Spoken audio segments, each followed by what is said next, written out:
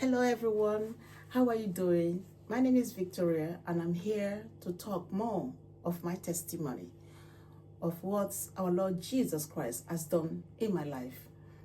And I'm very grateful to God for keeping me alive, for giving me the grace to live and to serve Him. I give Him all the glory. I give Him all the glory in Jesus' mighty name. Amen. Okay, now we're going to talk about my father. In my previous video, I said I'm going to talk about him. But before we go into that, I would like us to go into the Bible. Let's look at the Bible right now, because I like to read the Bible to go along with it. So we go to Daniel chapter 2, verses 22. It says, He revealed the deep and secret things. He knows what is in the darkness, and in the light dwelled with him. So you see, God knows everything that is in secret. We can hide things from our parents, friends, family, but one thing for sure, we can never hide from God, because He knows every secret thing. And when the day comes, He will open the book and everything will be revealed. You see, to His children, there's nothing hidden from the sight of God. Nothing. And that's what happens to me. Okay. But before I go into talk about my dad, what lead to find my dad, I want to just talk about it a little bit, about what happened in UK before I traveled to Nigeria. So after my marriage to my husband, Emmanuel is his name. So after the marriage, in about 3 years down the line, then I was 24, going to 25. We start having arguments. He start arguing with me that I can't conceive. Okay, this was serious, very serious issue that I was so depressed, very concerned about it. But the abuse that he was giving to me was far too much. I couldn't handle it. It was so much. The pressure was heavy. I don't know what to do. And he is a bit older than me, but I don't really know where to go, what to do. So one day, because I started working in UK during that time, so I went to work. I have a colleague at work. So during the lunchtime, I called her. We sat together and I told her what is happening, because the abuse was so much on me. So much. I keep on praying to God. It reminds me of that time in my childhood in Nigeria, Kaduna State. I would always cry. I always talk to God. So the same thing I started doing in London. You know, the man that I knew that time, after 3 years down the line, it changed. You know, although I'm concerned as well that I have not conceived, but the abuse that he was giving me, it was so much. The pressure was so high on me. See? So I keep on praying to God, crying. So even though he's talking, he's abusing me, he get to the point that he wanted to take me back to Africa. You know, because I can't conceive. There's nothing that man did not do to me. But I just kept quiet and keep on praying to God. Help me. Please, sort this issue for I don't know what to do. I keep on begging God. I keep on talking to him. Until when I finally spoke to my friend at work, she said that I should talk to my husband so that we can both go to the hospital or to the clinic to do some tests. So I said, yeah, that's a good idea. So I came home, I talked to him about it. He refused to go with me. So I keep on pleading with him until finally one day he agreed. So we both went and do the test. So the test result came. They asked us to come in for the results. So we went. Behold, I can conceive. I can conceive because I can tell, because the abuse that he was giving me, it's like he can't wait to hear the bad news from me. But can you believe that? I can conceive. But what about him? They say his sperm count is 0. 0. He cannot make a woman pregnant. This man was so silent. And I said to him, you see, all the abuse you're giving me, the sleepless night I was having, it was a nightmare. He even refused to sleep with me in the same room. He said, I'm a man. Look at that. Just look at it. All these things that you have done to me. I still stay with you because of your, you know, I was thinking, because I really thought of it so well, that should I leave him, should I stay? But I remember the good things that he has done in the past. So I can't just give up. No. So we went home. After the result, we went home. The shame of what he just had, it could not come out. It was in his room throughout for a few days. So finally it came out. Even between that period, I was thinking what to do. Should I stay? Should I not? Should I go? But I was thinking, okay, no, let me stay with, because the doctor said that we have options. We can go ahead with IVF, because I'm still young. I can conceive quickly. So I was thinking about that, you know. So when he came out from his room, finally, I sat down with him. I said, look, upon everything that you have done to me, I'm not, you know, I'm not going to just go just like that. You actually abused me so much that is very, very painful to me. I can't even say everything now because it's very, very painful. But I give God the glory that it's not my fault. See? So he was saying that, okay, what are we going to say? He's sorry. He's saying sorry for what he has done to me. I said, it's okay, I will stay with you. Let's go for the IVF. So, you know, he agreed. He paid for the IVF privately. Then I started taking all the treatments at home for 3 months. I took 3 months off of work because of him. I want to try to see, you know, I'm doing all those things for him as well, really, because, you know, I choose to stay with him, even though he abused me for so long. But I still remember the good things that he has done in my life. So let me just give him a try. So I stayed with him for the IVF. During the IVF treatment, it was so horrible to me. What I'm trying to say, that this thing I'm saying, this topic I'm talking about having issue, this thing happens to a lot of women. They will marry, especially when it comes to African men, African family. Especially when they're married to a woman, the woman could not, you know, conceive. They will start abusing her, even throw her out of the house completely, you know. But they will never sit down and think, it's a fault, maybe the fault could be theirs. No, they will not. Especially it happens to other people as well, so many people in the world, but especially Africans. When their wife once they marry, they expect to have children. Oh yes. But if the lady cannot, if the lady cannot conceive, all what they need to do is to talk about it and then go to the hospital and do some tests. That is how it should have been done in a normal, proper marriage, in a good marriage. You know? At times, the fault is from the man, not the woman. But our black community, our black men, mostly from Nigeria, they will say, no, they don't have any issue. It's the woman. But you see what is happening to me now? Do you see? Upon all the abuse that I've been through, it's like I've not had God just loved me so much. Because, I don't know what is wrong with me. But look at it. Upon all the abuse, crying to bed, praying for months by myself. Do the IVF with the stress that I was going through. The man was not around. The stress led to my miscarriage. See?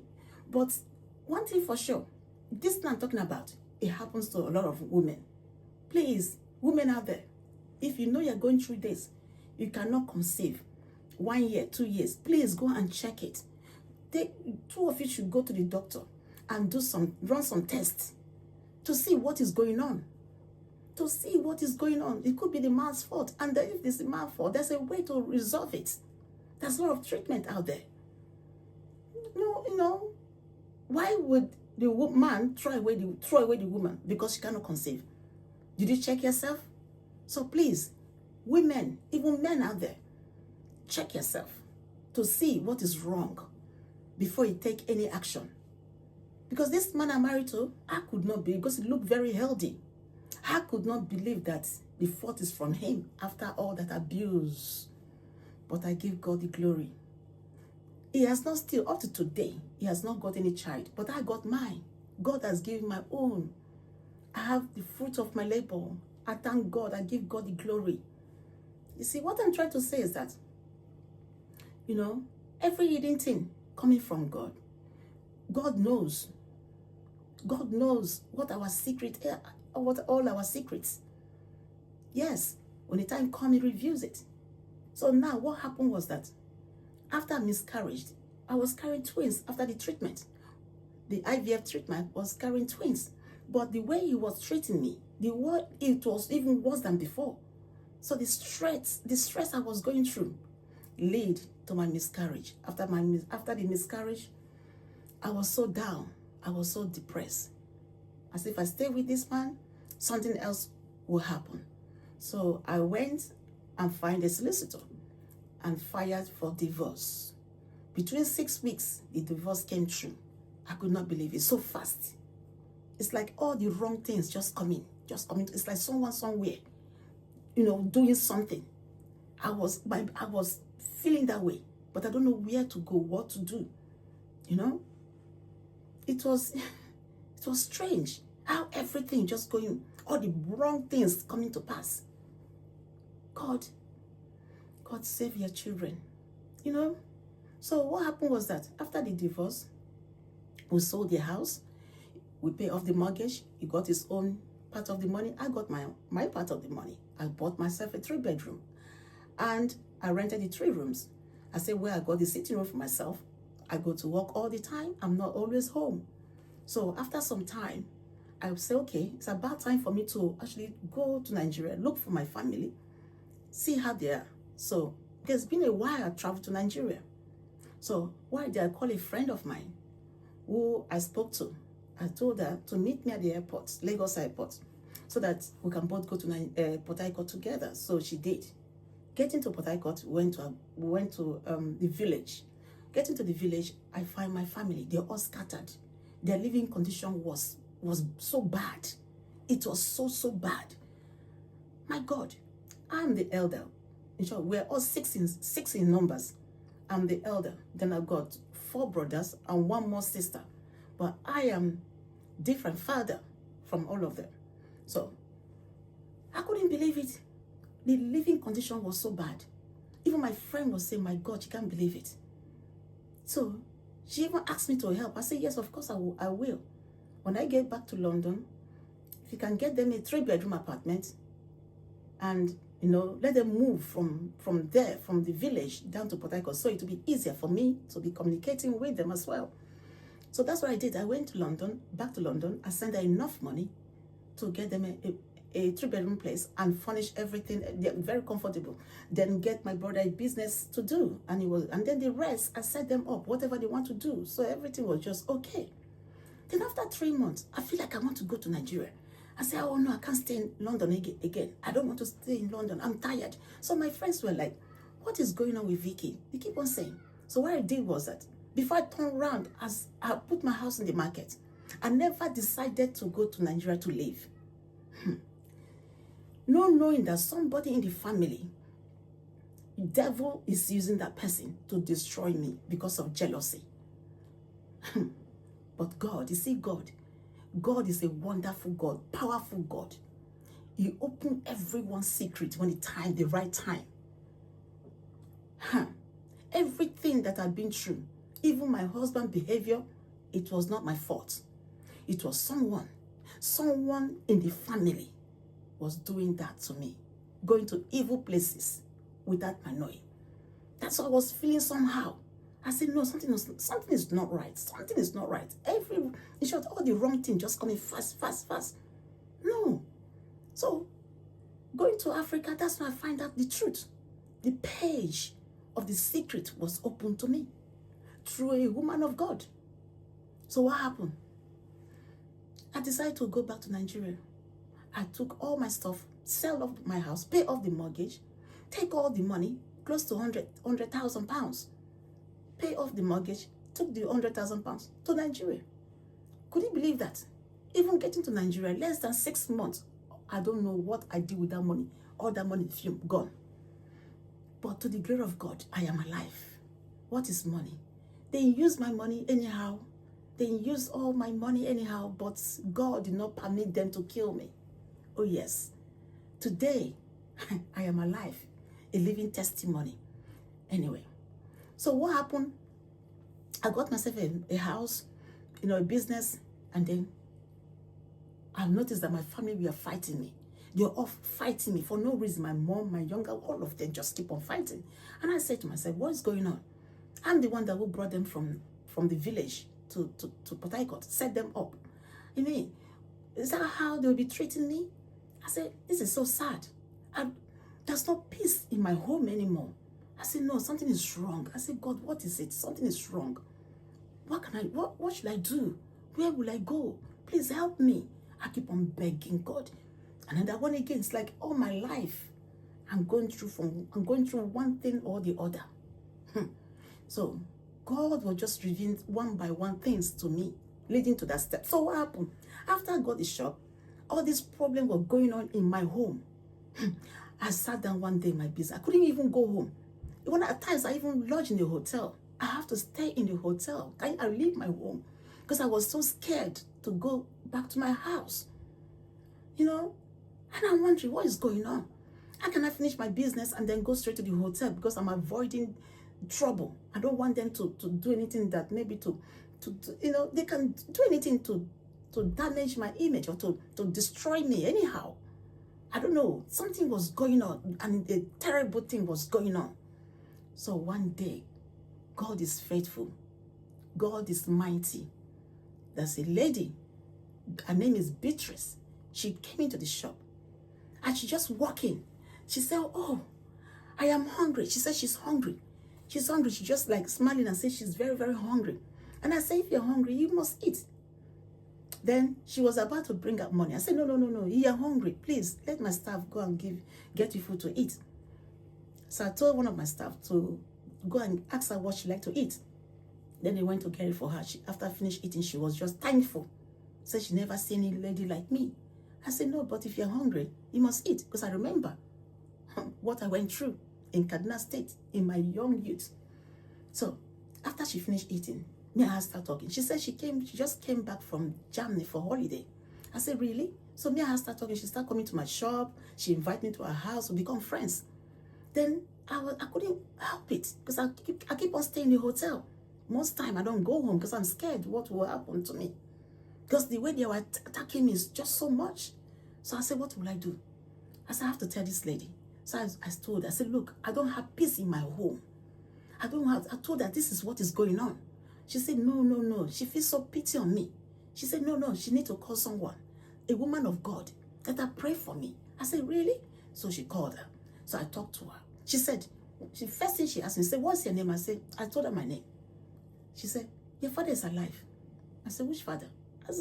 I didn't call to say, she tell me my father. I want to know what's going on. She said, no, your father is alive. Your father is Yoruba.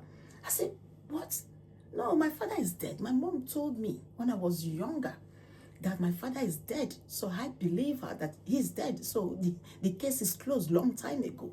She said, no. That my father is alive and he's a Yoruba man. That God does not lie. I should find out. So I hung up the phone. I was so shocked. My friend was so shocked as well. So she asked me, do you have any family member you can call? I said, yes, I got my auntie, my mother junior sister. I called her. She came. As she came to my business center, she sat down and said, auntie, do I have a father? Is my father alive? She shouted. She said, glory be to God. I said, what do you mean by glory be to God? Is my father alive? I don't understand. She said, yes, that my father is alive. That God finally has opened my eyes. I said, what is going on? She said, yes, your father is alive. But they said that if she tells me that my father is alive, she will die. They will make sure she dies. I said, who is going to kill you? Nobody is going to kill you. Who is my father? Please help me. Then she said, okay, she will make inquiry. But she said that it's in Kaduna State. She said, yes, it's in Kaduna State. I said, Kaduna? I said, okay. Then I said, okay, how are we going to find him? How is he going to come? She said, okay, I should not worry. She will make all the necessary inquiry. Then one day, phone rang. Yes, I'm going to stop here for now. And I will continue because this story is very, very interesting. I have not finished yet. You know, I don't want to stay too long in any of the videos. So, but I will continue on my next video. So please share this, share it, subscribe it, and like it. Share it to your friends, to your friend, family, and even your enemy, because you don't know who you're going to be saving. You don't know who you're going to be saving. Okay? Share, like, subscribe, and God will continue to be with us, continue to guide us all. Till next time, continuously. In Jesus' mighty name, amen. Thank you. Thank you, everyone. Bye.